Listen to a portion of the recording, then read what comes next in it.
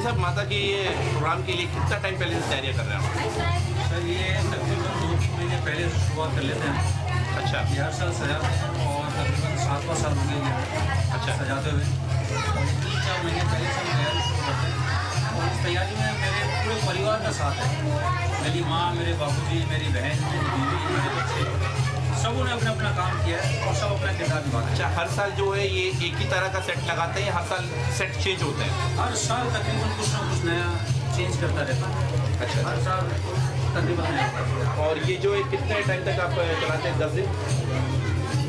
ये तो हुजूर दया करेंगे, जब तक हयात है तब तक चलेगा। नहीं, मतलब 10 दिन जैसे नवरात्रि के जो है जी उसमें करते हैं या चैत्र में भी करते हैं?